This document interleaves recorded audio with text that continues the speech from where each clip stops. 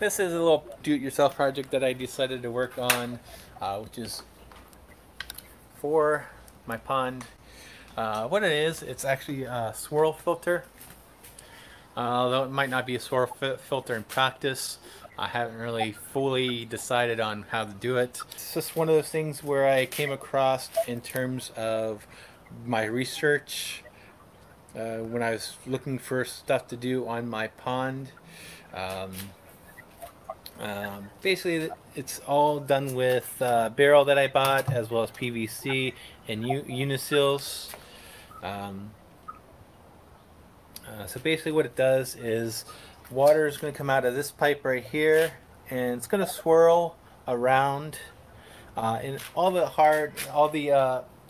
particulates will be filtered out by falling down below, being heavier than the flow. So basically that's what it does, and then it all settles down to the bottom right there. If you see that pipe down there, that's where it drains out. And when I open up, well, right now it's opened up, but when I open up the thing, all the water will go out, as well as the particulates that settle to the bottom. Well, that's basically the gist of how it works. Close that up.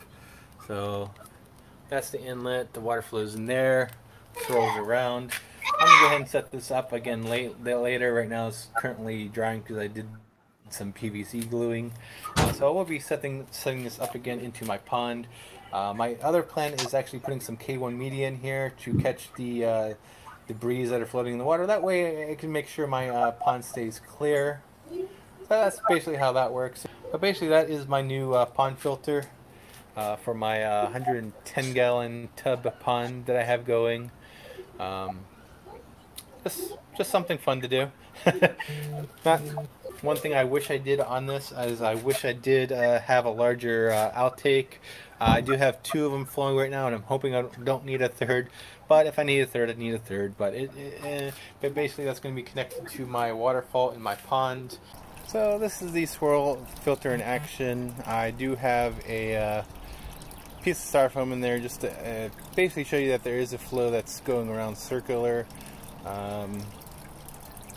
Basically what all this does is basically the water goes into the tub and it pushes out along the walls right here, which will basically make the particles go around and have, in theory, all the cleaner water should be here in the center where I'm draining it right now.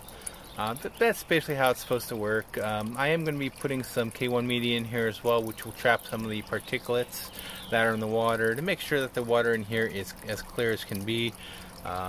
Right now, like I said, it is a little dark, primarily because of accidentally putting some tannins in here.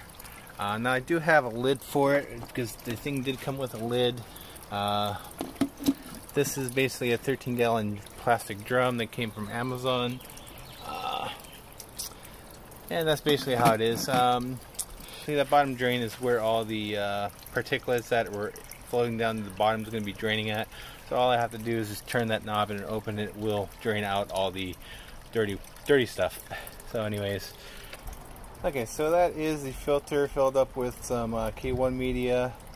As you can see, I'm probably going to have to drill another hole in this to add another drain, unfortunately, or just get a weaker pump. But I think as this settles down, it should be fine. It's getting a little bit too high than where I want it to be. So I'm definitely going to have to drill some bigger drains. I just tried it out to see if these 1/4 inch lines would work, but apparently they're not big enough. But it's just something I do have to figure out. But it is what it is. I could always drill another hole in there. I'm going to go ahead and put the lid in to actually help it better as well. So I'm going to go ahead and close it up and go from there. So that was my swirl filter for my pond that I have going on right now. Primarily just to help remove particulates. This is just one of those things where I found on my research going through YouTube on looking up things for the pond.